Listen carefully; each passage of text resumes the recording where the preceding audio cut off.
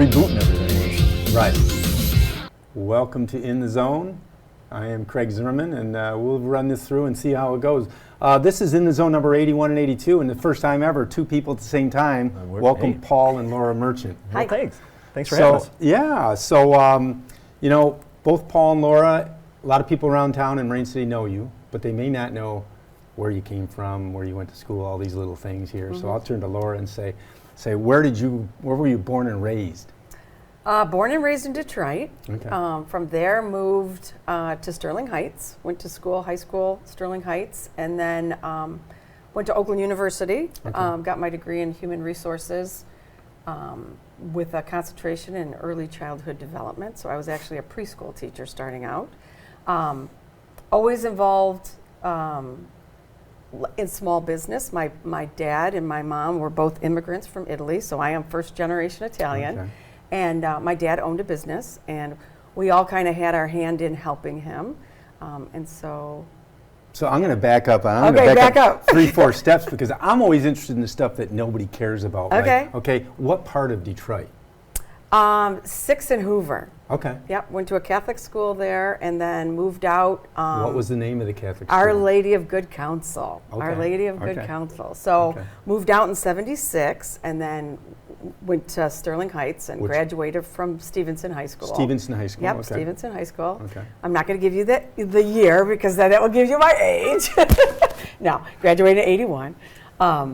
And yeah, and then that's it. So. I went to a lot of kids events, through high school and all that. And my daughter played softball. My son played high school baseball, football. And so at some of these gatherings, we'd be talking, and I would always ask the question, because I've got brothers all the way from 1972 graduation to 1983, and I'm near the bottom of that. And so I would ask people, what year did you graduate? And one of the friends would say to me, "You're just trying to get their age." I'm like, no, I'm just trying to see if you graduate with which one of my brothers. Right, or make a connection, right? Yeah, or make a connection. Who's or where? Cool. So, yeah. So you go to school in Sterling Heights, and what steered you to going to college and where? So I started at Macomb Community College, and then short story is. I was going to Macomb Community College, didn't know exactly what I wanted to study. Then I started looking into Oakland University to transfer, and my dad at the time was kind of sick, and I kind of promised him that I was going to graduate from Oakland University with this degree, and he passed away, and I did. So I, not necessarily I fulfilled what I had promised. I only worked in that field for a little bit, and then went, more into the business side. So I'm interested always in when you talk about immigrants, because my grandparents were immigrants from Germany. Right. What type of business were your parents in? So, well, I'll tell you, my dad came over when he was 14, went back and forth, and he was in Chicago. He met my mom in Chicago, who was an immigrant from Italy. So they didn't meet in Italy, they met in Chicago.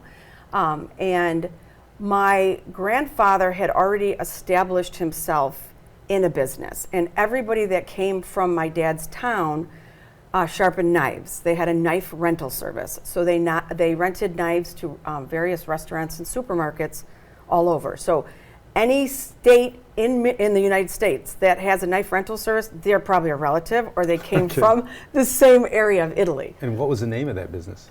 Detroit Cutlery.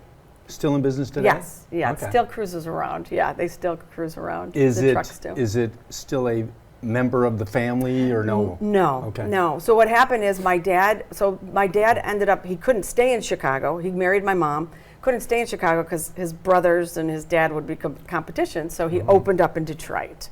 So that's how they ended up in Detroit. So roughly what year would you say that he opened, if you were guessing? Oh God, in the 50s, 50s? probably. Okay. Yeah, in the 50s. I'm enamored with stuff like that from the aspect that, let's go back to 1950 and think how big Detroit was, Oh, yeah. Detroit proper even, and how many restaurants were downtown on the east side, the west side. And here you've got an immigrant that says, I can make this work, and probably started it out of their garage or basement. Is that the case? He started in a small place on Davison down in Detroit. Yep. Eastern Market, remember Eastern Market back then, they were doing slaughtering. Yes. So you had all of that going on. So that was a big business. So yeah, he supplies, they started off in trucks. They just came up, grabbed your knife, sharpened in the truck. After that, it became huge. Right. They had routes going out. You had 6 people going out to various places. They came to Marine City and St. Clair, and so that's how I became familiar kind of with the area, just knowing the restaurants. Like Riviera was Sure. one of their customers for like years and years and years. So, it was pretty cool. He later on turned it into DCI Food Equipment, which was Detroit Cutlery Food. Oh, which man. I know exactly where it's at. I know. No, and I think that. On Davison. Yes, exactly. See, Yes. Yes. Remo. Yeah, that's my brother. There you go. Yeah, Connection. you sold us like some copier. You or learn something. something every day. Yeah, but there's another connection. So Okay, there's we'll more. go on with but that. yeah, so so he expanded into DCI Food Equipment. We were doing food equipment. I started working for him. I handled a lot of the route sales. One thing that dates me also is we had the first Mac computer Right. scanners. Adobe PageMaker, Sure. like that Oh, had yeah, just yeah. come out, and I was like cutting edge with all that kind Right. of stuff, which was like a million years ago. But it was cool. But it kind of set me up for Business. the rest. Yeah, Okay. the business. part of It me. seems as though, like, immigrant families have that special thing Mm-hmm. or it to work business because of their parents and things like that. Right. Well, you're raised with a drive. Being immigrant. It's the land of opportunity. Sure. Hard workers. We had, all of us. There's 5 of us, and we all have a very strong work ethic. Work hard. Be honest. Sure. So we definitely, all 5 of us, have that work ethic. It was Okay. driven into us. Okay. So then you go to college, you get your degree, and then you get into various businesses, and we'll come back to that. But let's go Yeah, to Paul yes. then. We got enough out of Laura. So Paul, you've been in business in Marine City now for probably a dozen or so years in several couple yes. capacities. Yep. You were 2013, Yep. I arrived, right? Yep, with the family and Alex's father. yes. Yeah. We'll get to that. Yeah. So you went to what schools? So born and raised in Port Huron. Yep. So went to Northern High School. After that, went to SC4 for a little bit, and then went on to went on to Wayne State, and graduated from Wayne State with a degree in mortuary science. So then, with that degree, I worked originally in St. Clair for Frederick's Funeral Home, and was there for quite a few years until a funeral home in Port Huron offered me a position. So then I went to work for Pollock Randall Funeral Home, Okay. and was there for quite a long time. But then there was an opportunity for me to move, and I did, so I went up to Cadillac for a year and was a funeral director with the Heitzman Holdship firm, or firms, I should say. He had 4 funeral homes. Worked for them for a while, came back, worked in Richmond for a while at Rewalt Funeral Home, and then finally purchased Bauer Rose Funeral Home in Marine City in 2013. So on my birthday, actually. So that was Okay. pretty cool. Okay.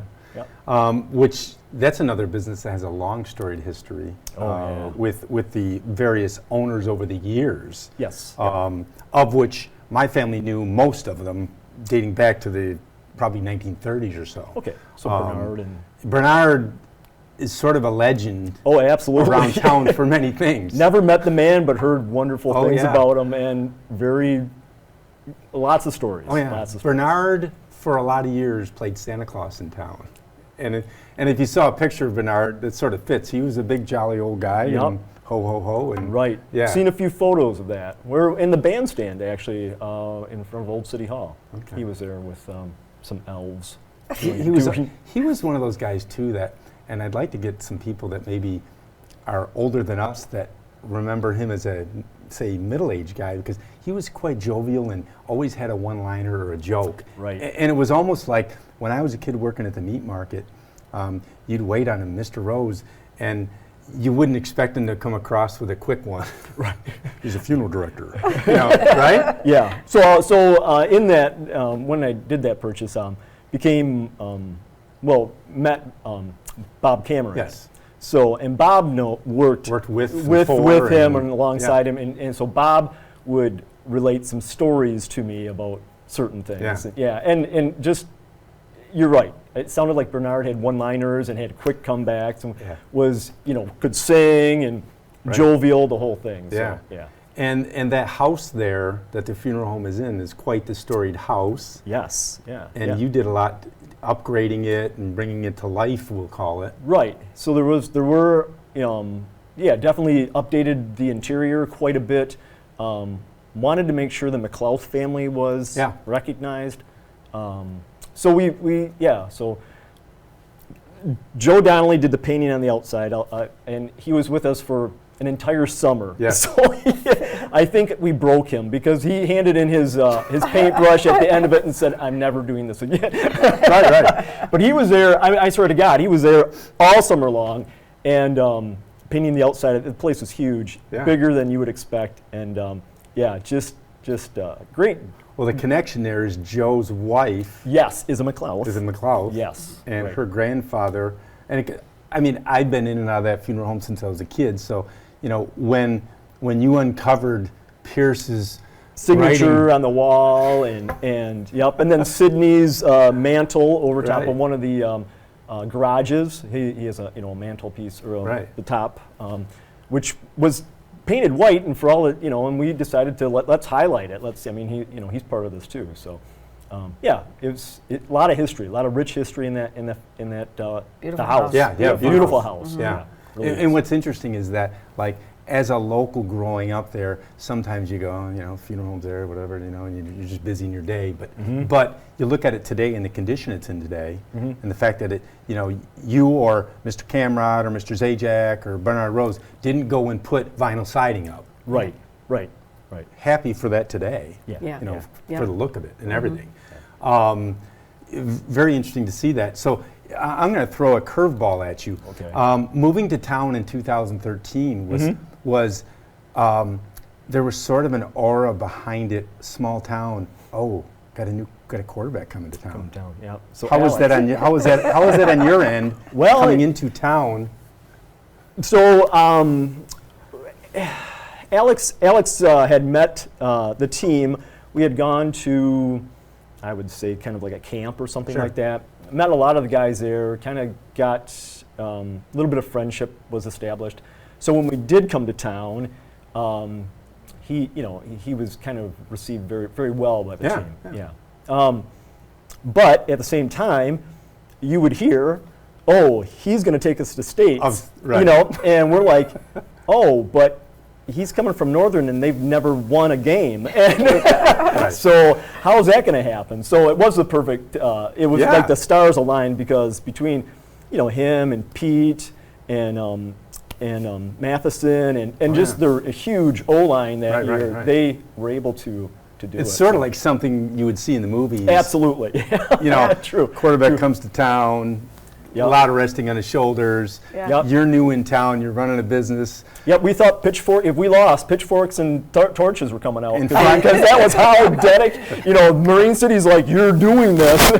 Okay. And Friday nights were such the my thing. God, Still yeah. are today, but Yep. it was like, especially moving into a town like that, coming from Port Huron that's maybe, I'll call it Metro Port Huron, 40, 50,000 people, Right. to Marine City. And if you say Metro Marine City, include the townships, you might have 10,000. Right. Yeah, So, yeah. so when you walk downtown, they knew you were the Yep. funeral director. That's Paul's dad. I'm sorry. Yeah, That's his dad, that would Paul. say that too. That's yeah. But where Friday night, but you also got you got ensconced into this thing in a hurry. Oh yeah, right. Right? Yeah. We were inducted quite quickly. Yeah. Yes, So a couple weeks go by, you win 2-3 games, so you're probably feeling pretty good about it, right?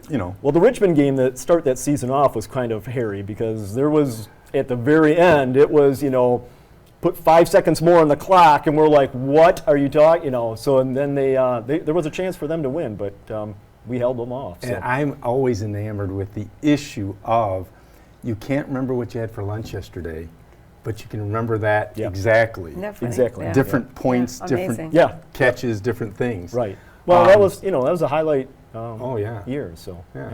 So we fast forward. Let me stop and say we've got to talk a little bit about your kids, just because if we don't do that, and they see this on YouTube. Oh yeah, they're gonna go. We didn't talk about us. What about us? So explain, Laura, your children. Oh, I have 4 kids, four children, adult children now. A daughter who is 29. I'm probably gonna get these ages wrong, right? I'm not doing it. My daughter is 29. My son is 28, 27, and then twin daughters that are 26. Okay. And yeah. Okay. And then between the 2 of us, we have 7. So Yeah, it's right. like. And so, Paul, you got to give us your rundown. Yeah. Right. So my age group starts with my oldest, Ethan.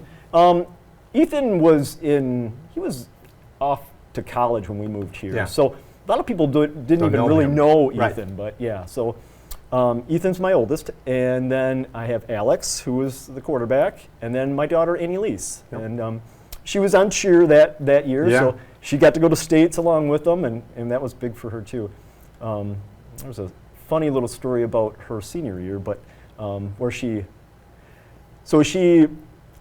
because cheer was a big part of Sure, who she sure. was, and I think at that point during her senior year, I think cheer had kind of like faded off or something like that. There was something there, so she decided that she wanted to do school of choice. So she went to St. Clair. They had cheer, and that was great. And so got through cheer, was wonderful, and you're not supposed to do this, and probably am going to get in trouble for this. But then she decided that, it was totally different. She always would come home and say, it's not the same. St. Clair is not, high school is not the same as Marine City. There's definitely cliques, and I'm new, and I'm not, So there was a lot of that. And so she did go and explain that to her counselor, and he said, well, you know what, if you really feel that you're not placed well here, we'll see if we can get you back. And they did. Oh, okay. So that was great. The funny part is, though, that she had her picture taken in St. Clair for the yearbook, and then they came to Marine City, and they took her picture again. She's in for two the- yearbooks. she's in 2 yearbooks. So that is the joke, yes. So she's Someday that's going to come on trivia. Yeah, right, exactly. Okay. So anyhow, So now you've moved a couple times in the last, say, 10, 12 years, Mm-hmm. and you find yourself now living on Water Street in Marine City, correct? yeah. Okay. Above the Mariner Theater. Yeah. Now, I just mentioned a few minutes ago the issue, you can't remember what you had for lunch, but you can remember back to the 2000 or whatever. But I can remember the night that the Mariner Theater got Lit. lit. Yeah. It was sort of a big deal, It right? was big. Yeah. It was cool. It was cool. And it's obviously a cool thing. Let me ask you, I mean, I have no clue, didn't ask you, does it get lit up every night? Most nights, some nights? We used to light it Okay. up every single night. It wouldn't be lit in the daytime. Right. But when you get, $900, $800 electric bills, even though it's all LED, Right. we were like, okay, we got to do something different. okay. So because we are open retail now in the daytime, we light it in the daytime. At nighttime, it's off. Okay. Which is Unless we have an event. Unless we have an event, then we turn on the lights. But for the most part, yeah. So, the other day, I ran into you folks at the Riviera restaurant. Right. Packed. And when I pulled down Water Street, turning at Broadway, you just can't even comprehend. There's no parking spots. Nothing. Nothing. It is from Broadway down to the Catholic Church, just about full. We live there. We Right. can't park. We don't know where to park. We We circle. we And we're like circling. Anytime now, somebody leave. And we had that discussion, Yeah. I think the one thing that, and I'm not on Facebook a lot, but you'll read this or that, and somebody will be complaining about parking or this or that, and if this business needs it, they should have parking. The bottom line is that if you will go to Partridge Creek or you go to some strip center down on Hall Road, you're probably parking, Right. 1,200 feet away Yep, and absolutely. walking. Right. Yet people get mad that they can't park right in front of your place or the fish Right. company or whatever. Right. Well, Perspective, right? yeah. Yeah. And I always say, if I drive by and I'm looking and there's nothing, I take at least one lap around Right. and I'll find something. Yeah. You, right. you do, exactly. Somebody's always come or going, And there seems to be always parking by the Ameritech building on the One back block street. away. Yeah, Yep. one block away. Right.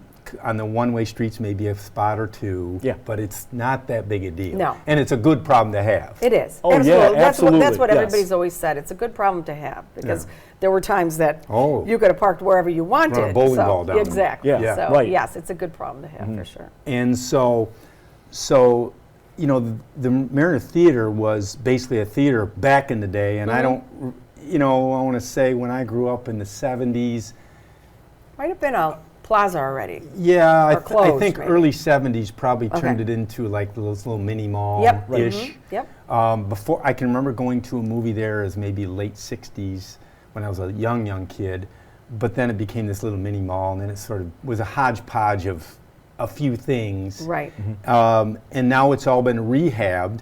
And as much as there's a lot of people in town that go to different places or go to Riviera, go to Fish Company, go to a concert or something, there's still probably a fair amount of people that have never been there. True. And I would invite them to come by Right. to see what you've done with it and how it is. So tell me about, I don't know the number, but how many different businesses are in there? So there's 3 businesses in there, and then in addition, we do like once a month we have some type of an event, usually live music, or a film or something.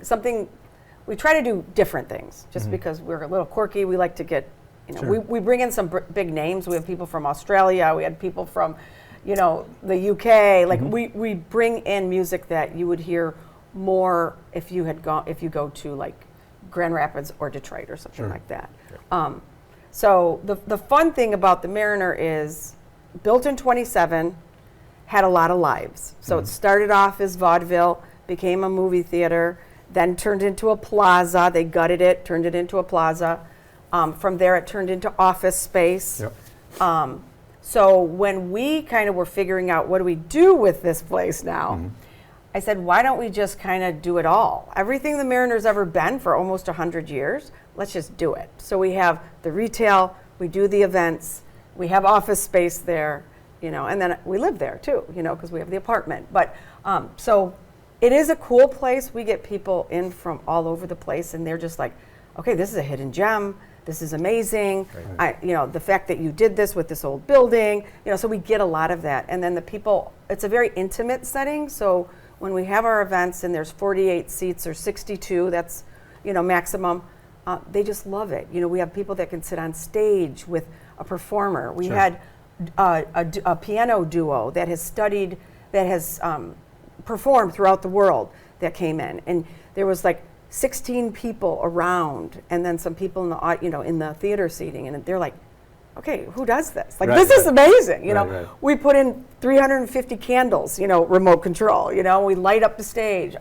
So we try to make it an experience. And I think even the shopping is an experience, because we have unusual things. Along with new, we have some old, and we have some interesting. We have artifacts, you know, we have a lot of Marine City or maritime art we have as well. So we also embrace the history of Marine City as well. So. Okay. Tell us about some of the articles you can come in and buy there. We started, Italian pasta and sauces, textiles, ceramics. Right. Paul could talk about his row, because that's, you know. But the Crevier We have collection. so that was one thing that kind of, Paul and I have known each other for a long time, just through the chamber, Sure. probably for like 10 years. But the Crevier collection came up. So it was, Crevier was in art, he was of the Roberts family. Robert's Landing. He was born in Marine City, but he moved to Algonac and married somebody named Dixie, and he lived down the Dixie Street, you know. But he did all these delineations of freighters that were built in Marine City and other places. Okay. So the collection went from, he passed away, his wife had the collection, she passed away, and they gave it to somebody. That somebody didn't know really what to do with it. It went to somebody else's hands. That gentleman wanted to sell it. Well, Paul knew the people, came to me and said, what do you think about this? What do we do with it? What do we do, right? And so at that time, Michigan State University had done a study on Marine City, and they had said one thing that we lack is our maritime history.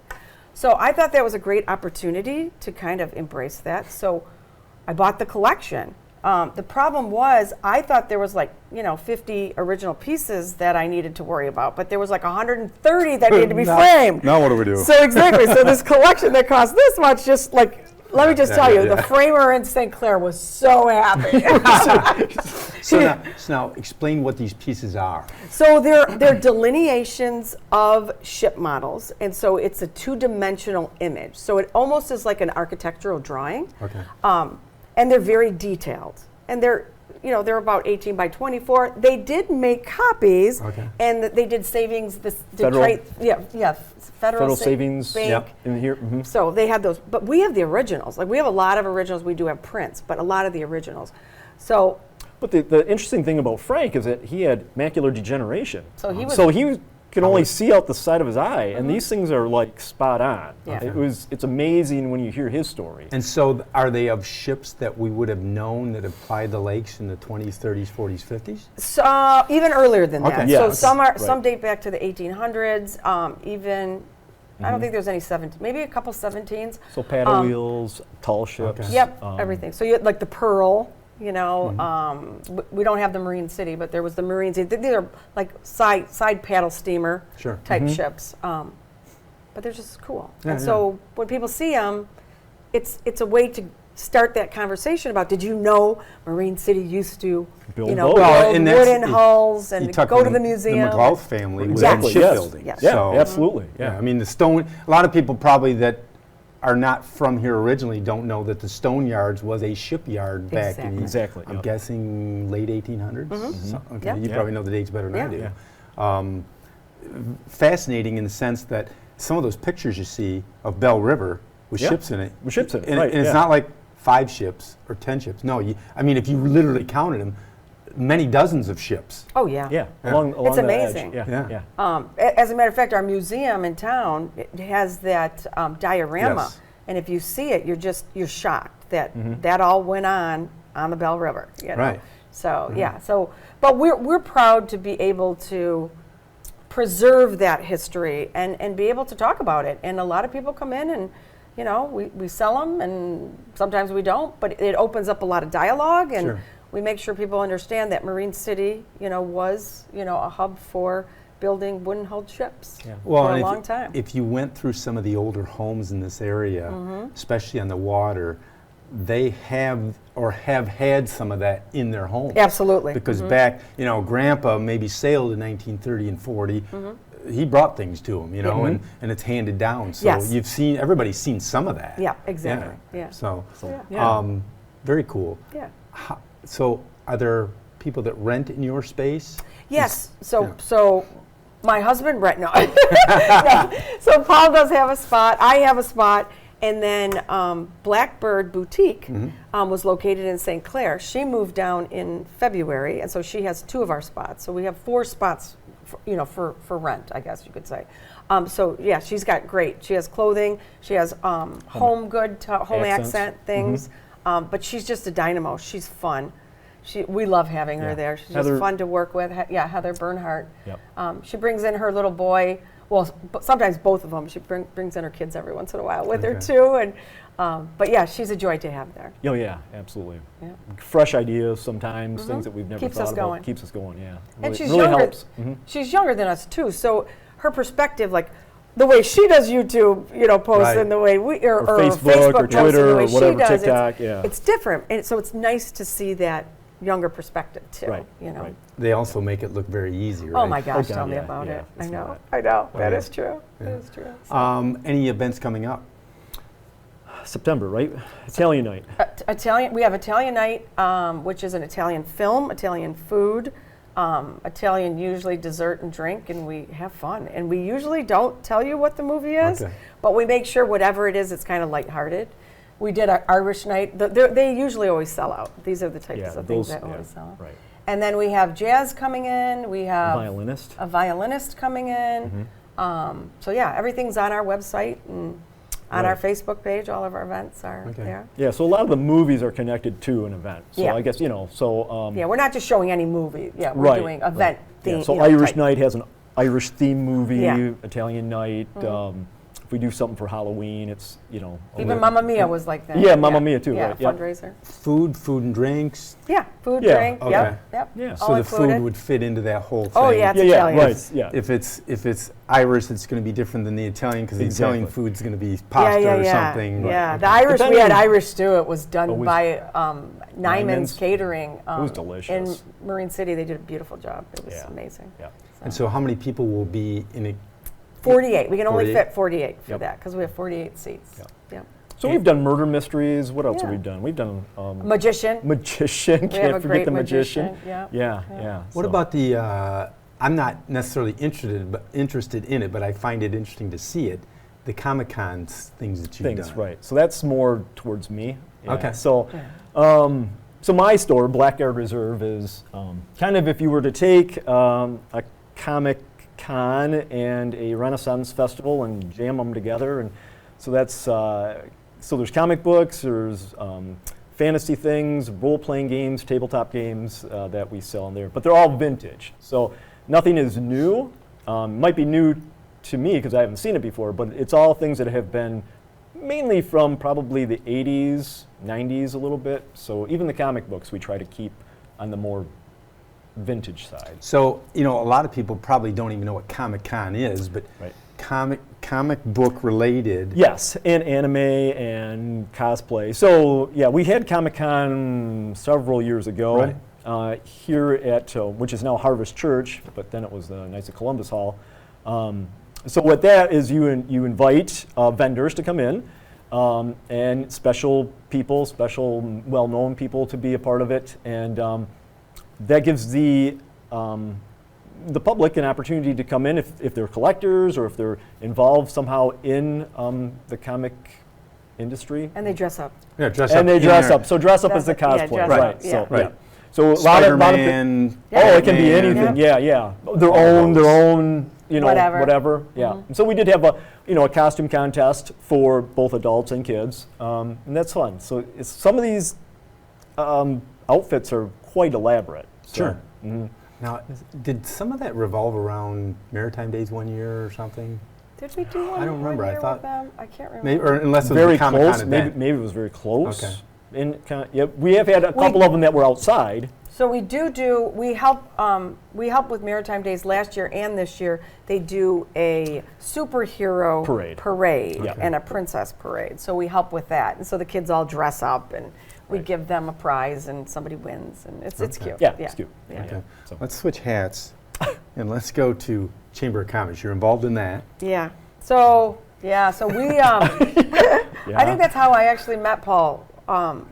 I was on the chamber. I came on the chamber board. You were on the chamber board, I think. We've been involved in the chamber for a long time.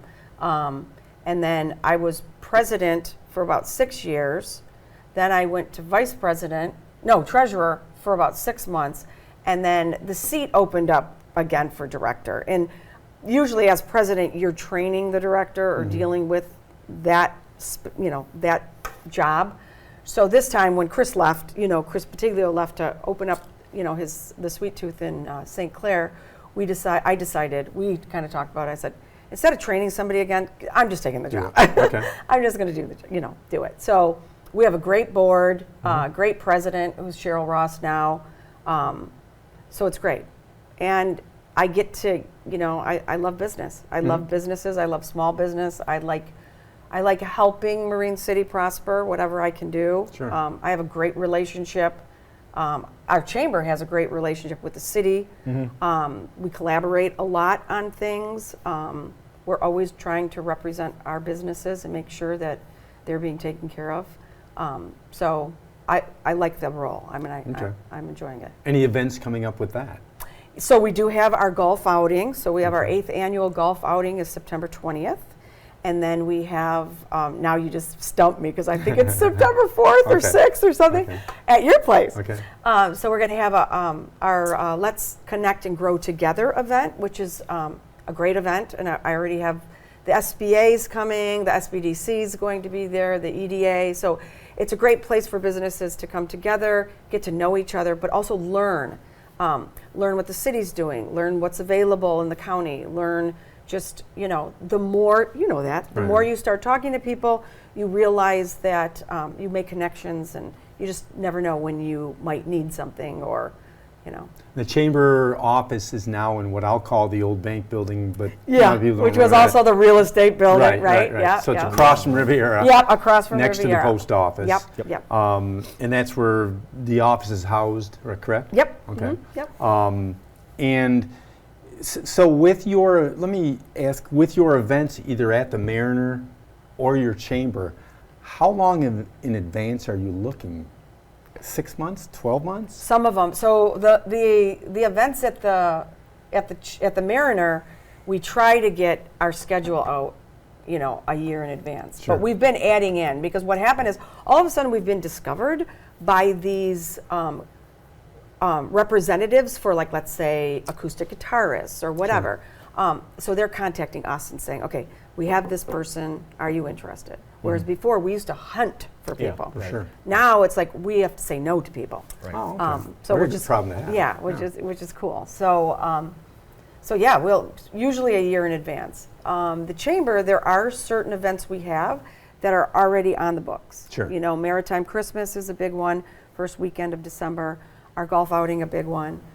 We have Fire, Ice, and Spice, which is in February. So yeah, those are all, Yeah. at least like 3-4 months you got to already be working on So we're it. now in, almost middle of July. I know. Are you working on the next quarter? Yes, I am. Yep. As Yeah. a matter of fact, we just released, like, okay, we can go ahead now with the golf outing because Sure. we have to wait for pricing, see if we were going up in prices or not. And right now but that's a great fundraiser for the Sure. chamber, great exposure for the chamber. And then we also team up with North Star. Christine McNabb Yep. helps us with that event. And she's amazing. So she's on our board as well. So Okay. Have I missed anything? I think we got her covered. I know, that's good. That's a lot. We could sit here and talk Okay. all day. At least I could. Well, we thank you for being number 81 and 82 all at one time. That's cool. Thank you to Paul in the booth. Yeah. He's running the controls, and hope that it's right. It's- Now I have to come back. Yeah. His name's Paul. It'll be right. There you It'll be go. right, there you go. My phone number's on there in case you know anybody else you'd like to see interviewed, 586-707-5811. And I'll say thank you to Paul and Laura Merchant, and we will see you next time on In the Zone.